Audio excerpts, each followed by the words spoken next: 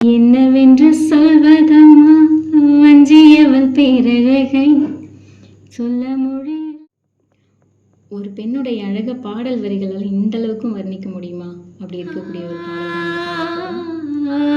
கண்ணோரமாயிரம் காதல்களை வீசுவார், முந்தானை சோலையில் தென்றலுடன் பேசுவாள், ஆகாய மேகமாகி ஆசை தூரல் போடுவாள், நீரோடை போல நாளும் ஆடி பாடி ஓடுவாள், அதிகாலை ஊற்று அசைந்தாடும் நாற்று உயிரோற்றாகிறேங்காரம் பாடுவாள், இந்த ராஜாவின் தோளோடு சேருவாள்.